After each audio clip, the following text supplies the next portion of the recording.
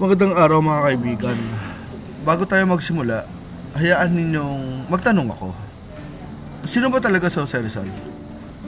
Alam niyo ba na yung ating pinakapopular na bayani na maraming mga bagay sa kanya. Marami siyang dimensions. No? Ngayon, alam naman natin, siyang sumulat ng No Limit ang Hangga't El Filibusterismo, binitay sa buong bayan noong December 30, 1896. No? Pero meron akong isang challenge sa inyo sa video na ito. Huwag natin siyang tingnan bilang isang estatwa sa plaza o mukha sa piso. Tingnan natin siya bilang isang leader. Isang taong gumawa ng may hirap na desisyon, na pakipag-usap sa mga taong may iba't ibang interes at nagbuo ng movements na nagbago ng kasaysayan. At narito ang twist. Si Jose Rizal ay hindi lamang bayani, hindi lamang siya leader. Siya ay isang healthcare professional. Alam naman natin yan, nag-aral siya ng medisina. Pinagpatuloy na yung pag-aaral niya ng medisina sa Universidad Central de Madrid, no? Nung siya ay umalis galing sa Universidad de Santo Tomas dito sa Pilipinas.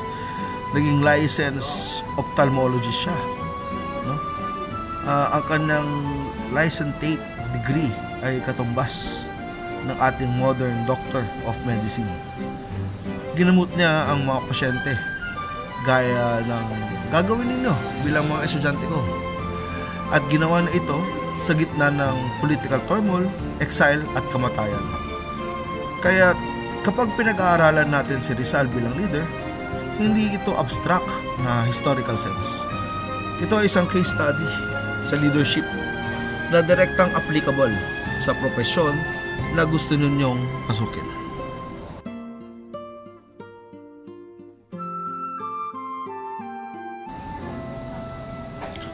Para maintindihan natin kung bakit naging leader si Rizal, sa tingin ko kailangan muna nating maintindihan ang mundo kung saan siya nabuhay. Napag-usapan na natin ito sa umpisa ng ating subject, pero siguro balikan natin yung konteksto ng kanyang pagkabuhay, no?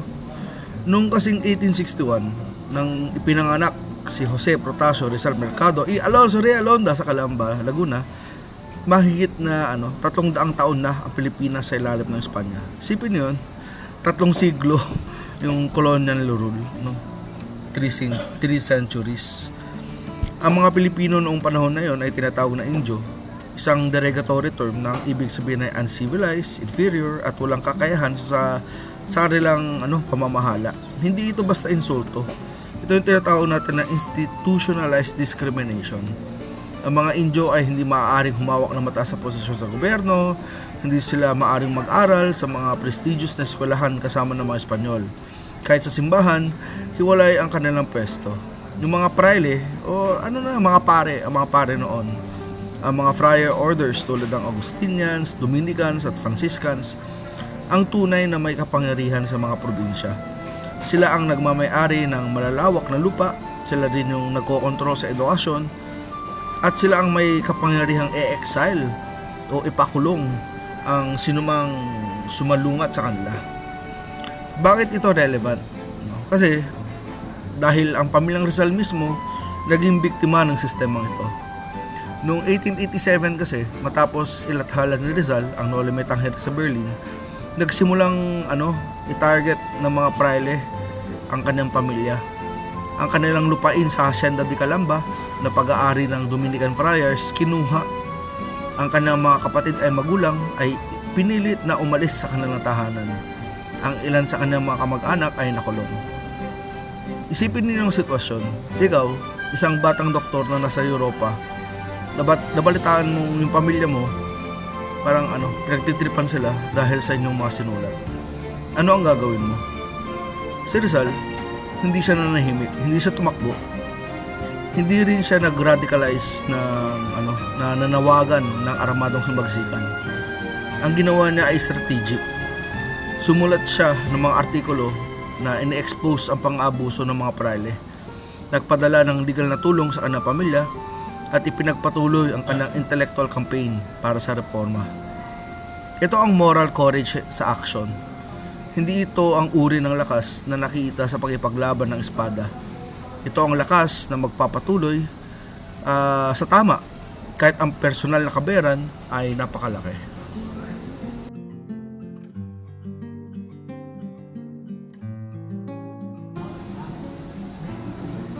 Ngayon, pag-usapan natin ang mga konkretong halimbawa ng leadership ni Rizal sa pamamagitan ng mga organisasyong kanyang binuo at pinamunuan.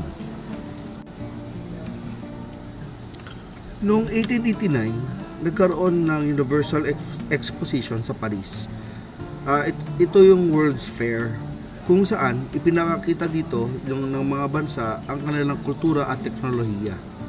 Kasama sa exposition ang isang Philippine Village exhibit na pinondohan ng mga Espanyol. Pero paano ipinakita ang mga Pilipino bilang mga primitive na tao, kalahating hubad, nakatira sa kubo, walang sibilisasyon. Nang makita ito ni Rizal at ng kanyang mga kasamaan, hindi sila nagalit ng walang direksyon. Sa halip, binuo nila yung tinatawag na Indios Bravos, isang grupo ng mga kapataang Pilipino sa Europe na nagdeklara kung tinatawag nyo kaming Indio, magiging magiting na Indio kami. Ang Indios Bravos ay nag-organisa ng sports competition tulad ng fencing, shooting at gymnastics kung saan ipinakita ng mga Pilipino na kaya nilang makipagkompetensya sa mga Europeo. Nag-organisa rin sila ng cultural events para ipakita ang Philippine arts at literature. Now, bakit ito leadership?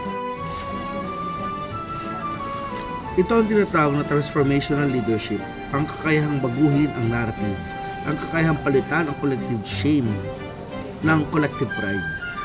Hindi hinintay ni Rizal na baguhin ng iba ang persepsyon sa mga Pilipino. Kumilos siya para baguhin ito mismo. Sa nursing, maaaring maranasan na ito. Minsan, mayroong mga stereotype ang mga nurses na assistant lang ng doktor, walang autonomy, manual labor. Ang tamang response ay hindi yung tahimik lang o nagrereklamo.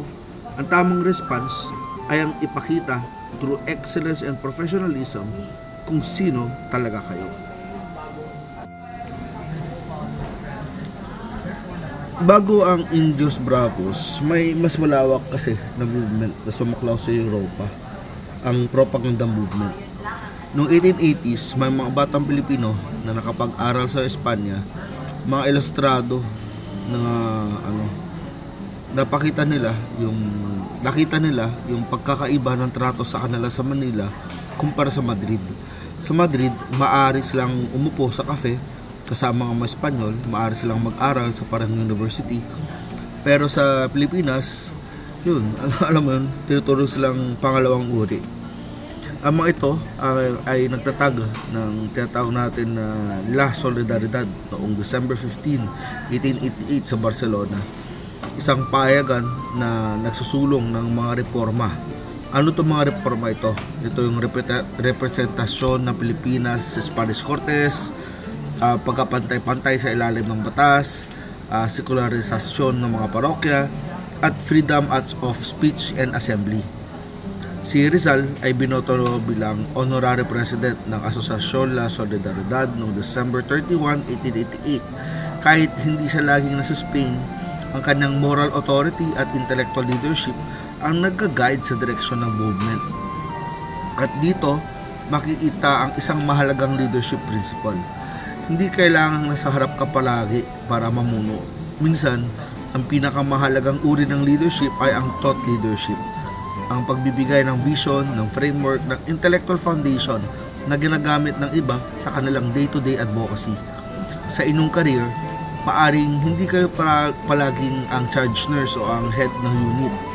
Pero kung kayo ang nagbibigay ng idea, nagre-raise ng standards at nagme-mentor sa iba, kayo pa rin talaga ang leader.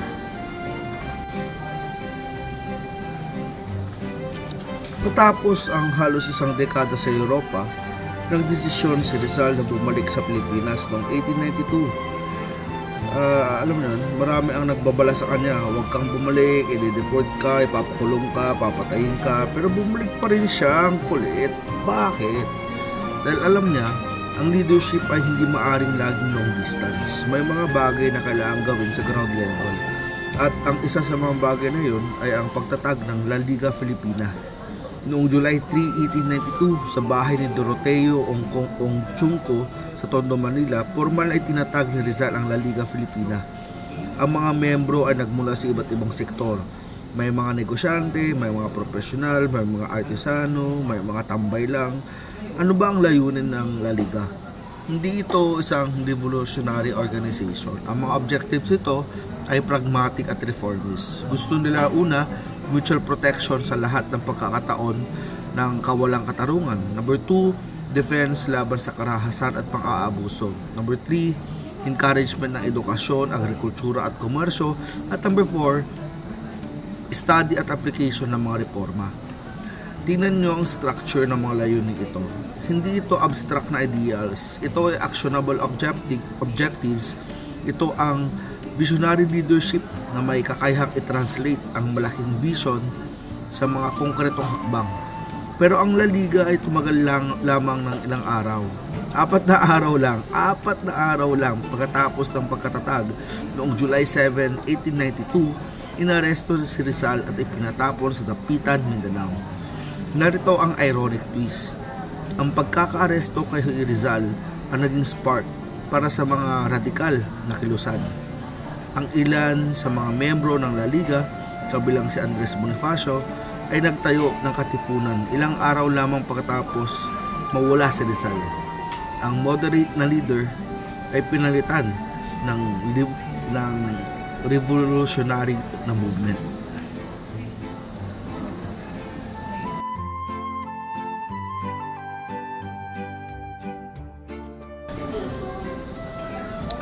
Pag-usapan naman natin ang 4 na taon na ginugol ng Rizal sa Dapitan mula 1892 hanggang 1896. Ang Dapitan noon ay isang maliit na bayan sa hilagang ng Mindanao, malayo sa Manila, malayo sa Europa, no? Malayo sa lahat na kinagisnan ni Rizal sa kanyang cosmopolitan na buhay. Para sa marami, ang exile ay kamatayan ng career, ng influence, ng relevance. Pero para kay Rizal, naging laboratory ng servant leadership ang Dapitan. Bilang licensed ophthalmologist, nagtayo si Rizal ng klinika sa Dapitan. Nanggamot siya ng mga pasyenteng hindi makabayad. Ang isa sa kanyang pinaka-notable na pasyente ay ang ama ni Josephine Bracken, ang Irish woman na naging kanyang partner.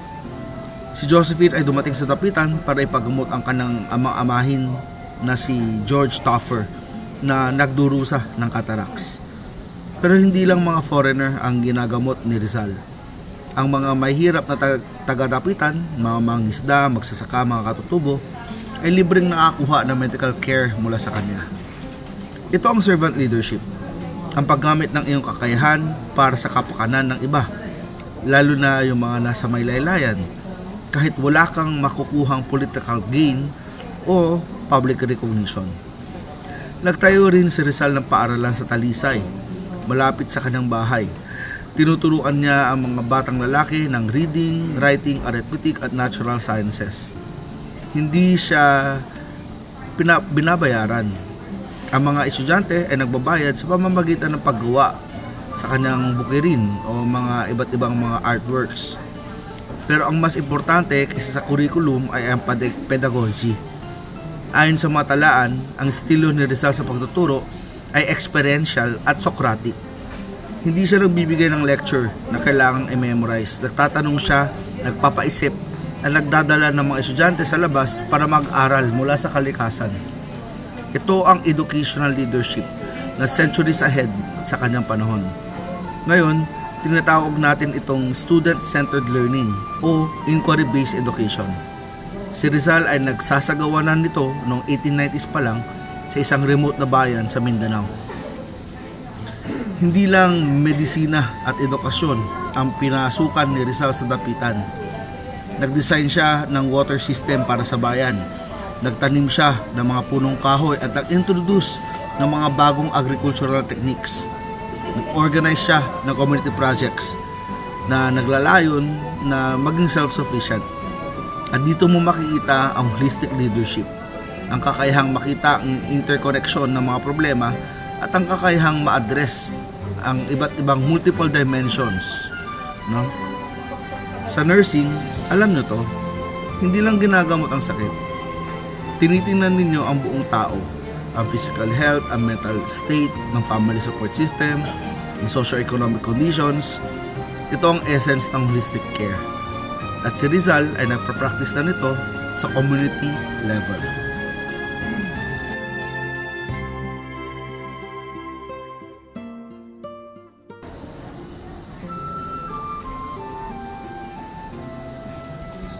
Noong 1896, sumiklab ang himagsikan ng Katipunan. Sa panahong ito, mahalagang ituwid ang isang madalas na oversimplification sa lecture materials.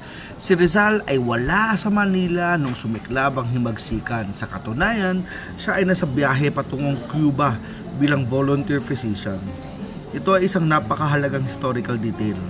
Sa tulong kasi ni Governor General Ramon Blanco, pinahintulutan si Rizal na umalis mula sa dapitan upang magsilbi bilang doktor sa Cuba, kung saan may outbreak ng yellow fever at kaguluhang kolonyal. Umalis siya noong Agosto 1896 mula dapitan at dumaan sa Manila patungong Espanya bilang transit route bago Cuba. Pansinin ng irony nito. Habang ang bansa ay nasa bingit ng revolusyon, si Rizal ay papunta sa isang humanitarian medical mission. Bilang future nurses, napakalakas ng simbolismo nito. Habang ang lipunan ay nahahati sa dahas at kapangyarihan, si Rizal ay pumipili ng healing profession. Ngunit, dito nagsimula ang trahedya. Habang siya ay nasa barkong patungong Espanya at kalaunan sa Barcelona, pumutok ang balita tungkol sa Katipunan at sa pagsisimula ng himagsikan noong Agosto 1896. Agad iniugnay si Jose Rizal ng mga otoridad sa revolusyon. Hindi dahil siya ang arabadong pinuno, kung hindi dahil siya ang pinakapakapangyarihang intelektual na simbolo ng nasyonalismo. Pagdating niya sa Barcelona noong Oktubre 1896, siya ay inaresto at agad pinabalik sa Manila upang litisin. Ito ang isang malinaw na halimbawa ng state attrition of guilt through ideology. Sa madaling salita, hindi siya hinatulan dahil sa aktwal na partisipasyon sa labanan, kundi dahil sa paniniwalang ang kanyang mga idea ang nagsiklab ng sambayanan. Ito ang kapangyarihan ng thought leadership. Minsan, ang idea mas kinakatakutan ng Estado kaysa armas. Pagbalik sa Maynila noong Nobyembre 1896, ikinulong si Rizal sa Fort Santiago. Sa puntong ito, makikita natin ang isang klasikong pattern sa political repression. Kapag hindi mapatahimik ang idea, kinukulong ang may akda nito. Ayon sa mga mananaliksik at sa mga historians, ang kanyang detention ay may kasamang matinding surveillance, interrogation, at mabilis na pagbuo ng kaso laban sa kanya.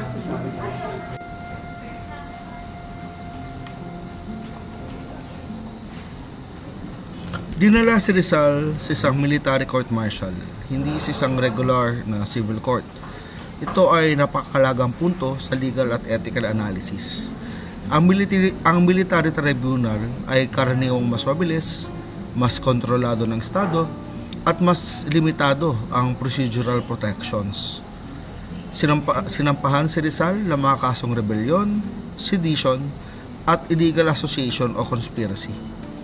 Ang pangunahing argumento ng prosecution ay hindi siya literal na may hawak na armas, kundi siya ang moral at intellectual author ng himagsikan. Sa legal theory, ito ay isang uri ng constructive culpability. Parang sinasabi ng Estado, hindi naman ikaw ang bumaril, pero ikaw yung dahilan kung bakit may bumaril. Maraming scholar, kabilang si Ambet Ocampo at si Leon Guerrero, ang naglalarawan sa paglilitis bilang predetermined at isinagawa ng may matinding pagmamadali, dahil lumalala ang revolusyon. Ang trial ay nagsimula at tinapos sa loob ng napakaikling panahon at sa parehong araw ay ipinataw ang hatol. Dito pumapasok ang napakahalagang diskusyon sa human rights. Bilang modernong mamamayan, mahalagang tanungin natin, makatarungan ba ang naging paglilitis kay Rizal? Sa lente ng contemporary human rights, maraming red flags. Una dito, yung presumption of guilt. Mula pa lamang sa kanyang pag-aresto sa Barcelona, tila pinapalagay na ng Estado na siya ay maisala. Hindi ang ebidensya ang nagdikta ng kaso, ang political climate ang nagdikta. Pangalawa, nagkaroon ng limited fair trial protections. Ang paglilitis sa military court ay naglimita sa kanyang pagkakataon para sa mas malawak na depensa. Ang bilis ng proseso ay nagbigay ng impression ng show trial. At pangatlo, punishment for speech and ideas. Ang malaking batayan ng kaso ay ang kanyang mga isinulat. Sa makabagong human rights framework, ito ay parallel sa criminalization of dissent. Sa ilalim ng Universal Declaration of Human Rights, mahalaga ang tatlong bagay: freedom of thought, freedom of expression, right to fair trial. Bagamat wala pa ang human rights framework noong 1896, mahalagang gamitin ito bilang analytical lens sa classroom natin. So sa tingin nyo, may human rights ba yung paglilitis kay Rizal?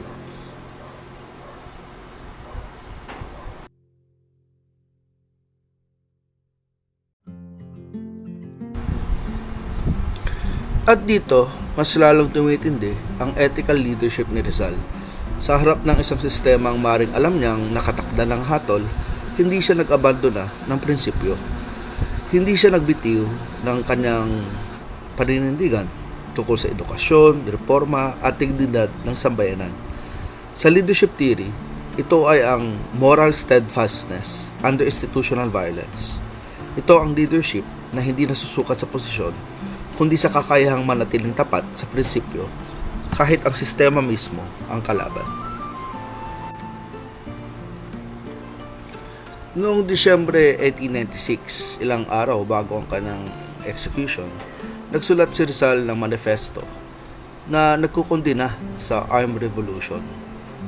Sinabi niyang hindi niya sinusuportahan ang katipunan, na naniniwala siya sa peaceful reform at ang himagsikan ay premature at magresulta lamang sa pagdanak ng dugo.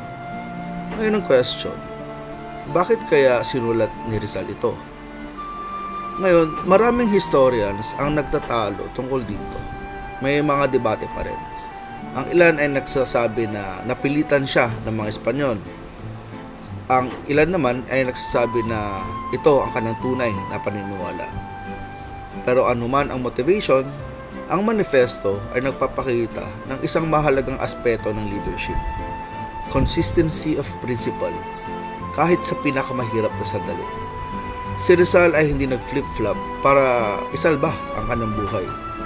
Kahit harap-harapan na ang kamatayan, nananatili siya sa kanyang lifelong position na ang edukasyon at peaceful reform, hindi ang violent revolution, ang tamang landas para sa Pilipinas. Maaari nating hindi sang-ayunan ang kanyang posisyon. Maaari nating sabihin na ang himagsikan ay kinakailangan talaga. Pero hindi natin maaring hindi igalang ang moral consistency na ipinakita niya. Sa gabi ng Disyembre 29, 1896, naghihintay ng execution kinabukasan, sinulat ni Rizal ang kanyang Mi Ultimo Adios, ang kanyang huling tula. Pero, correction walang title ang original na manuscript. Ang tula ay itinago sa loob ng isang consinilya, isang maliit na alcohol stove na regalo sa kanya ng pamilyang Pardo de Tavera noong siya ay nasa Europe pa. Hindi lang ito basta lampara. Ito ay gamit na din sa pagluluto at pag-iinit ng pagkain. Bago ang kanyang huling sandali, ibinigay niya ito sa kanyang kapatid na si Trinidad at bumulong sa wikang Ingles upang hindi maintindihan ng mga gwardya. There is something inside. Ang mga linang ito ay nagpapakita ng lalim na kanyang pag-ibig sa bayan. Adios, Patria Adorada, Rion del Sol Querida, Perla del Mar de Oriente, Nuestro Perdido Eden. Sa Tagalog na translation ni Andres Bonifacio, ito yung paalam, inang bayang pinakamamahal, perlas ng dagat silangan, ideng nawaglit na naman. Ngunit higit sa pagiging magandang tula, ang Mi Ultimo Adios ay isang final act of leadership. Sa oras na maaring nang i-focus sa sarili, sa takot, sa lungkot, sa kamatayan, pinili ni Rizal na mag-iwan ng mensahe ng pag-asa at inspirasyon para sa mga susunod na henerasyon. Ito ang legacy leadership.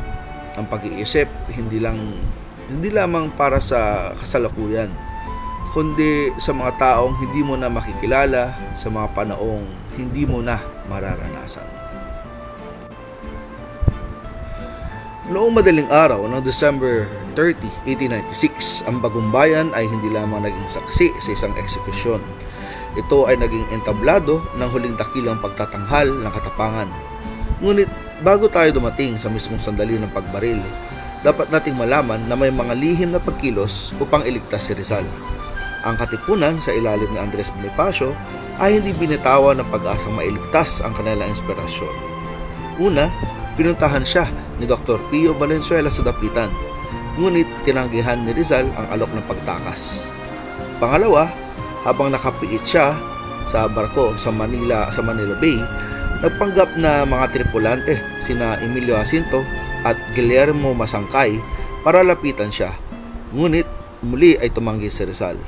Ayon sa kasaysayan, may balak pa sana ang katipunan na sugurin ang Bagong Bayan sa mismong araw ng kanyang kamatayan, ngunit pinigil ito ng sariling kapatid ni Rizal na si Pasiano upang maiwasan ang walang saysay na pagdanak ng dugo ng marami. Tinanggap na ni Rizal ang kanyang tadhana. Habang naglalakad si Rizal patungo sa gitna ng Bagong Bayan, isang Kastilang doktor, si Dr. Felipe Ruiz Castillo, ang lumapit sa kanya. Hinawakan ng doktor ang pulso ni Rizal at namangha dahil ang tibok ng kanyang puso ay nanatiling kalmado at normal. Walang bakas ng takot. Ipinakita nito sa harap ng kamatayan, si Rizal ay may ganap na kontrol sa kanyang sarili. Ang firing squad sa kanyang harapan ay binubuo ng 8 Pilipinong sundalo. Sa likod nila ay may isa pang hanay ng mga Kastilang sundalo na may baril na nakatutok sa mga Pilipino. Ang mensahe ay malinaw. Kung hindi babarilin ng mga Pilipino ang kanilang kababayan, ang mga Kastila ang papatay sa kanila. Bago ang hudyat, nakiusap si Rizal na huwag siyang barilin sa ulo, kundi sa likod ng katawan, malapit sa puso, upang manatiling buo ang anong muka. Nang marinig ang sigaw na fuego, ang huling salitang binigkas ni Rizal ay consummatum est, tapos na. Sa sandaling bumagsak ang kanyang katawan, isang hindi inaasahang pangyayari ang naitala ng mga saksi gaya ni Hilarion Martinez, isang maliit na aso na pinapaniwalang maskot ng mga Kastila, ang biglang lumitaw mula sa karamihan. Tumakbo ito paikot-ikot sa dugoang katawan ni Rizal habang kumakahol at umiiyak. Para sa mga nakasaksi, ang asong ito ay naging simbolo ng kalungkutan ng kalikasan at isang masamang pangitain para sa kapangyarihan ng Espanya. Sa huling sandali ng kanyang pagbagsak, pilit na ipinihit ni Rizal ang kanyang katawan pakanan. Ayon sa mga historians gaya ni Ambet Ocampo, ginawa niya ito upang hindi siya mamatay na nakasubsob. Namatay si Jose Rizal na nakatingala sa langit at nakaharap sa sumisikat na araw. Ito ang kanyang huling pagpapakita ng dignidad. Bagaman sumisigaw ang mga Kastila ng Viva España! Matapos ang eksekusyon, hindi nila alam na ang bawat putok ng baril sa araw na iyon ay nagsilbing hudyat para sa lahat. Ang pagkamatay ni Rizal ang naging kataklis, ang pangunahing dahilan upang ang mga nag-aalilangan ay tuluyang sumapi sa revolusyon. Ang kanyang kamatayan ay hindi simbolo ng pagkatalo, kundi isang aktibong paraan ng pamumuno na nagbukas ng pinto sa ating kalayaan.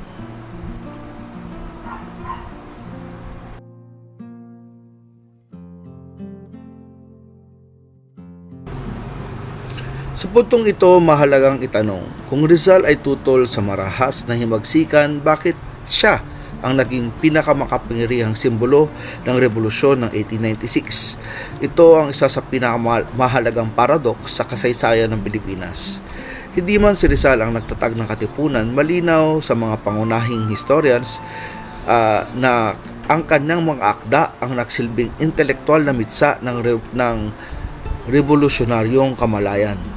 Ayon kay Teodoro Agoncillo sa Revolt of the Masses, ang himagsikan ng 1896 ay hindi maaaring maunawahan na kung ihiwalay natin yung ideological climate na lumikha sa No Limit Tangere at El Filibusterismo. Ang mga nobelang ito ay hindi lamang pampanitikang obra. Ito ay diagnosis ng kolonyal na sakit ng bayan. Kung iisipin ninyo bilang future nurses, parang si Rizal ay isang clinician ng lipunan. Bago gamutin ang pasyente, kailangan munang tukuyin ang pathology. Ganito rin ang ginawa niya sa sambayanan. Tinukoy niya ang mga sintomas ng kolonyal na karamdaman: abuso ng praile, institutional violence, kawalan ng representasyon, moral corruption ng sistema, dehumanization sa mga Filipino, sa mga Indio. Sa terminolohiya ni Reynaldo Ileto sa Passion and Revolution, ang revolusyon ay hindi bigla ang pagsabog kundi bunga ng pagbabagong kamalayan ng masa. At malaking bahagi ng pagbabagong iyon ay mula sa Rizalian discourse ng reform, dignity at national consciousness.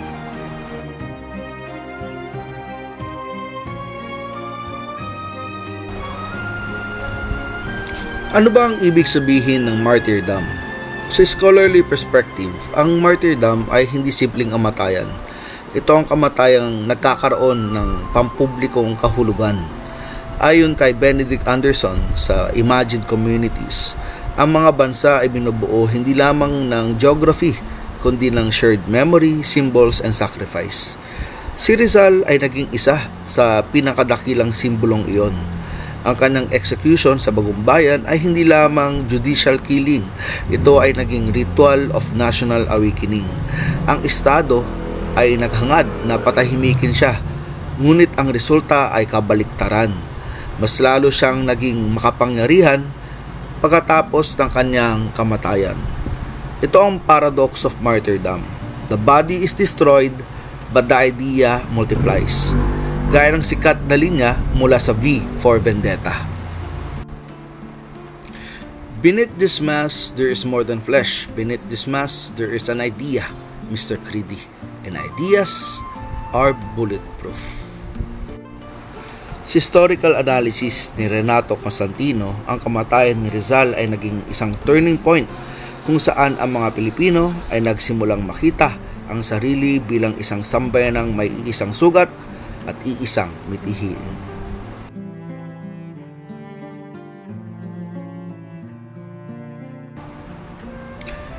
Ito ang mahalagang tanong na gusto nating palawakin. Ano ang naging epekto ng kamatayan ni Rizal? Ang epekto ay maaaring tingnan sa tatlong antas: psychological effect, political effect, at of course, symbolic effect. Ang execution ni Rizal ay nagdulot ng pabansang pagkabigla, collective shock. Kung may mga Pilipinong nag-aalinlangan pa sa kalupitan ng kolonyal na sistema, ang kanyang kamatayan ay nagpatunay nito. Kung kayang patayin ng Estado ang isa sa pinaka-edukado, pinaka-mapayapa at pinaka-respetadong Pilipino, sino pa ang ligtas? Ito ang nag-radicalize sa marami. Maging si Emilio Jacinto at Andres Bonifacio ay gumamit ng alaala ni Rizal bilang moral justification ng pagkikibaka. Pangalawa, sa political effect, masabi natin na nagkaroon ng expansion ng revolutionary support. Pagkatapos ng kanyang execution, lumawak ang suporta sa katipunan Ang mga dating neutral na pilitang pumili ang kamatayan ni Rizal ay nagtanggal ng ilusyon na posible pa ang makatarungang reforma sa ilalim ng Espanya. Ito ang dahilan kung bakit ang kanyang kamatayan ay madalas ilarawan ng mga historians bilang isang cataclysmic martyrdom. And of course, symbolic effect. Meron tayong tinatawag na nation formation. Sa mas malalim na antas, ang kanyang kamatayan ay tumulong sa pagbuo ng konsepto ng Filipino nation. Ang martir ay nagiging sentro ng pambansang memorya. Sa bawat paggunita ng December 30, ang bansa ay muling bumabalik sa tanong, ano ang handa nating isakripisyo para sa bayan?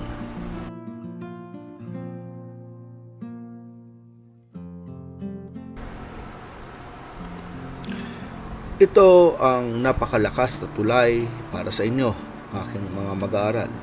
Hindi ko sasabihin sa inyo na dapat kayong maging martir sa paraang kailangan nung ialay ang inyong buhay sa pisikal na aspeto. Alam ko naman nung iba sa inyo martir sa pag-ibig, pero ibang usapan yun, no? Ngunit kailangan ninyong makita ang mahalagang paralel ng buhay ni Rizal sa nursing profession. Ang nursing ay may sariling tradisyon ng sakripisyo, ang pagpili sa tungkulin kaysa sariling pahinga, ang kapakanan ng pasyente bago ang sariling kaginhawaan, ang patuloy na paglilingkod sa kabila ng matinding pagod, ang paninindigan sa tama sa gitna ng mahirap na sitwasyon. Ngunit kailangan natin napatan ito ng scholarly nuance at tunay na nasyonalismo. Ang sakripisyo ay hindi self-destruction. Hindi ito pagpapabaya sa sarili ng walang saysay. Sa halip, ito ay isang ethical commitment to a greater good. Dito pumapasok ang nasyonalismo. Katulad ni Rizal, ang tunay na sakripisyo ay may malinaw na moral purpose. Hindi ito basta pagtitiis lang. Ito ay purposeful suffering na naglilingkod sa tatlong mahalagang haligi ng buhay, yung life, dignity, and nation. Bakit ito nasyonalismo? Kapag inaalagaan ninyo ang pasyente ninyo, inaalagaan ninyo ang isang mahalagang bahagi ng ating bansa. Ang paghilom ng bawat pasyente ay ang paglakas ng ating sambayanan. Ang pag-aaral ninyo ng mabuti ay hindi lamang para sa lisensya. Ito ay para matiyak na yung mga pasyente ninyo ay makatanggap ng dekalidad na kalinga. Ang pagiging mahusay na nurse ay isang direktang kontribusyon sa pangbansang pagunlad.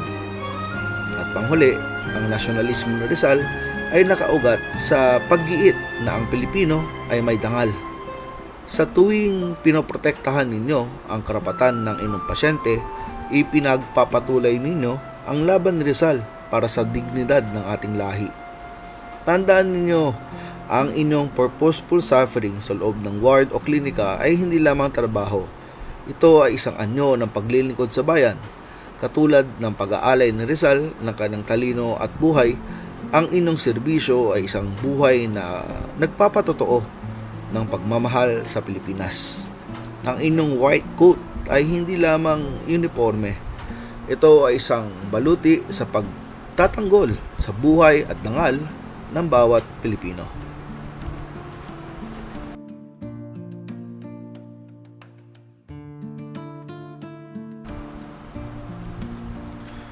Ngayong natapos na natin ang historical narrative, i-analyze natin si Rizal gamit ang mga modernong leadership frameworks. Nauna dito yung tinatawag natin na visionary leadership. Ang visionary leader ay may kakayahang makita ang future state na hindi pa nararating at yun, marunong din siya mag-communicate ng vision na alam mo yun, nag-i-inspire sa iba na kumilos. Si Rizal ay may malinaw na vision para sa Pilipinas, isang bansang may sariling pagkakakilanlan, may edukasyon ng mamamayan at may representasyon sa pamahalaan. Wala pa ang mga ito noong kanyang panahon, pero ang kanyang mga sulat, nobela at organisasyon, lahat yun nakadirekta sa vision na yun. Sa nursing, ang visionary leadership ay maaring magpapakita sa mga simpleng bagay. No? Ang ating unit ay magiging modelo ng patient-centered care. Example yun. Kung malinaw kasi yung vision, mas madaling mag-align yung team. No? Pangalawa dito, yung tinatawag natin na transformational leadership. Ang transformational leader ay nagbabago ng values, beliefs at behaviors ng kanyang followers. hindi sa pamamagitan ng koorasyon, kundi sa pamamagitan ng inspiration at role modeling. Tingnan ninyo ang epekto ni Rizal, di ba? Bago siya, ang salitang Indio ay insulto.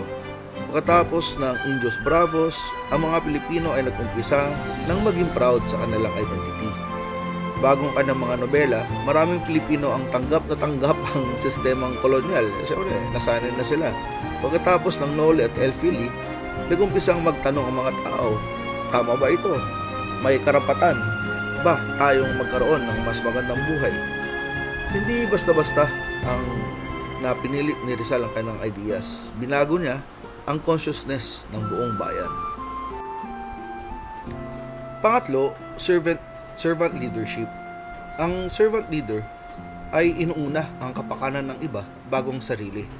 Ang kapangyarihan ay ginagamit para maglingkod, hindi para maghari. Ang 4 na taon ni Rizal sa Dapitan ay masterclass servant leadership. Walang audience, walang media coverage, walang political ambition na pwede makuha.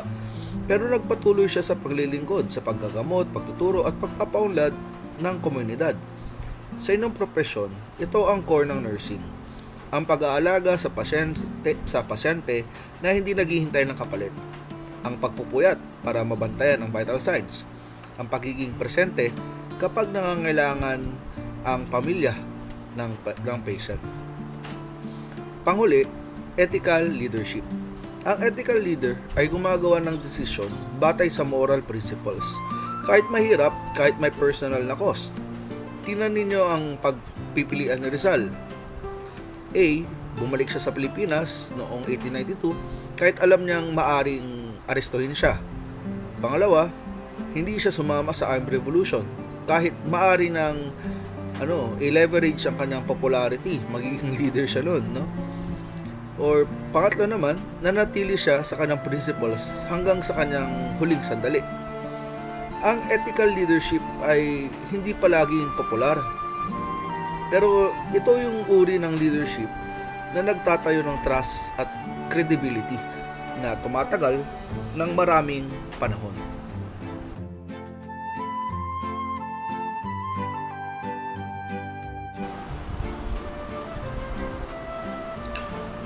I-synthesize natin yung mga lessons. Lesson number 1, education as empowerment. Si Rizal ay naniniwala na ang edukasyon ay susi sa kalayaan. Hindi lang ito academic knowledge. Ito yung pagkakaroon ng critical thinking, yung kakayahan na magsuri, yung kapasidad na gumawa ng informed decisions. Bilang nurses, future nurses, kayo ang magdadala ng health education sa inyong mga pasyente. Kapag magtuturo kayo ng medication compliance, ng wound care, ng disease prevention, kayo ay nagpapalaya sa inyong pasyente mula sa ignorance patungo sa informed self-care. Lesson number 2, advocacy as professional duty. Si Rizal ay naging boses ng mga walang boses, ang mga Pilipinong inaabuso ng sistema. Kayo rin ay magiging patient advocates. Kapag ang pasyente ay hindi nakakaintindi sa sinasabi ng doktor, kayo ang mag-explain. Kapag ang pasyente ay may concern na hindi napakinggan, kayo ang magsasalita.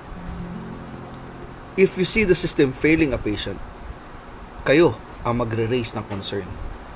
Ito ay hindi optional na aspect sa nursing profession. Ito yung core ng inyong profession. Lesson 3, leading by example. Si Rizal ay hindi lang nagsasalita, hindi lang siya nagsusulat, gumagawa siya.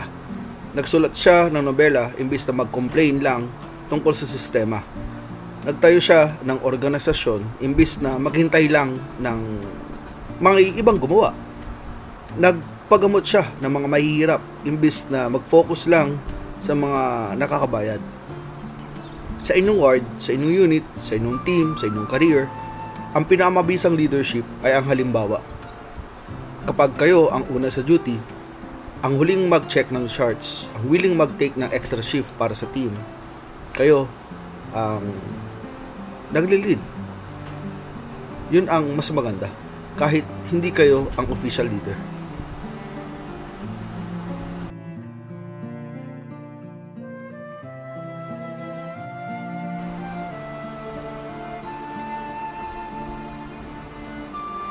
Mga estudyante ko, harap kayo sa mahihirap na gabi. Magkakaroon kayo ng mga shift kung saan ubus na kayo, toxic na toxic.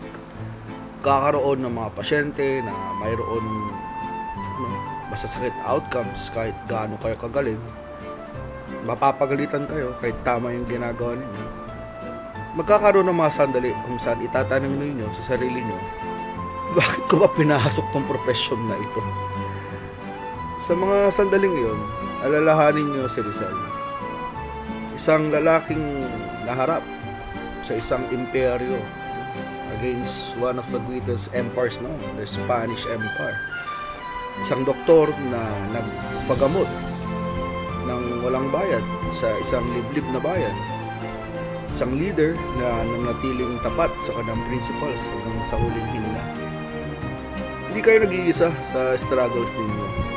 Ang inyong profesyon, ang profession na gusto nyo pasukin, ay may mayamang tradisyon ng sacrifice at service. At sa bawat pasyente na inaalagaan ninyo, sa bawat pamilya na kinakausap ninyo, sa bawat advocacy na ginagawa ninyo, ipinagpapatuloy ninyo ang legacy ni Rizal. Ang kanyang panlabas na accomplishments ay napaka-impressive. Yung mga nobela, yung mga organisasyon, yung mga sulat, yung mga poems, Pero ang tunay na pamana ng Rizal ay hindi nakasulat sa papel. Ang kanyang pamana ay nasa bawat Pilipino na namula at kumilos para sa kapwa. At kayo bilang mga future professionals, mga registered nurses, ay parte sa pamana na iyon. Alam mo yun, lakad matatag lang. Kayang-kaya ninyo itong mga to, no? So, alam mo yun, konting tiyaga, lakad matatag. So yun, maraming salamat sa inyong pakikinig and mabuhay sa inyo, mga future healthcare professionals ng Pilipinas.